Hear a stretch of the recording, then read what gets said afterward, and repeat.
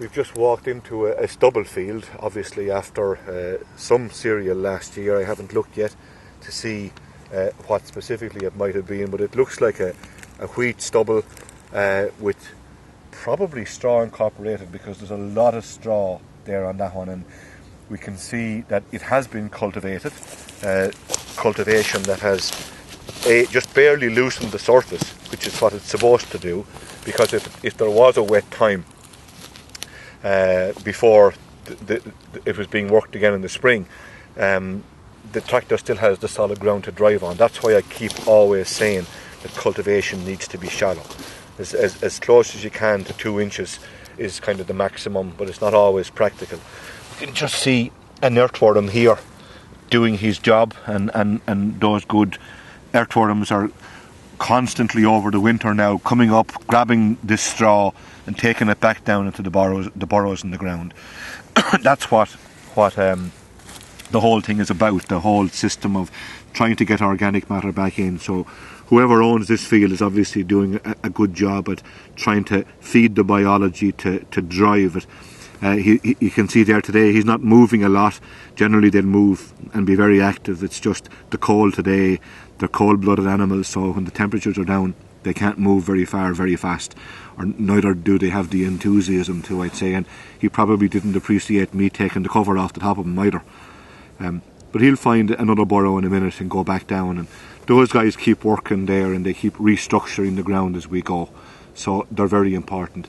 The other thing that is kind of obvious is that we're after getting, depending on the spot of the field you're in, into the distance we can see a good deal more greenery coming up, and an awful lot of that stuff is different volunteer cereal that would have just grown because it was cultivated. It's a problem less for the future, and it'll be killed either by the next cultivation or by ploughing or by spraying, depending on the individual, before the next crop is sown. So it's all part of good husbandry, but we can see that kind of green cover over the top. It's been there obviously for a while. Some of those plants that are there are well tailored, so they're grabbing the nutrients, and if we had a cover crop in this type of scenario, it would be after doing even more than that, because you'd have an active crop covering every square metre, producing more growth, because they're the species that you would have chosen to go in and just literally grow, to produce organic matter, to grab nutrients, etc., to prevent them from being lost. That's the whole concept of catch crop. And of course, now that we're in December, whether it was a catch crop or the green cover that we're obliged to have, you could actually destroy them.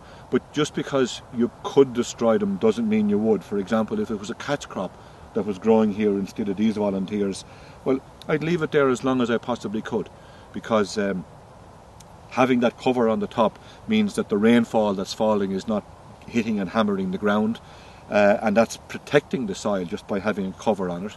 And it also means that if there was a little bit of growth at any point over the next month, 2 months or whatever, it's going to grow a little more, and as it grows a little more, it's more organic matter to put back into the ground, and that's doing more good in the long term, hopefully. That's what the whole thing is about. So if it was a catch crop, as I say, I would leave it. I know a lot of people are talking now about going out to spray off stubbles with a lot of volunteers present. That's a different scenario completely, and where you have volunteers, say, of spring barley after spring barley, and they're maybe 2, 3, 4, 5 inches high at this point in time, they're potential sinks for barley yellow dwarf and for aphids. And in that scenario, I'd much prefer now to be making the decision to clean up those stubbles, to get rid of that source of infection for next year's crop, because all of those problems are an increasingly big challenge to us in the tillage sector, as well as being a cost. So in a volunteer type stubble scenario, I would say clean it up, get it done, and have it ready for spring work. And of course, I'd say plough as early as you can as well after that, and let this wonderful frost help to break the ground down, because that's also very good for it long term.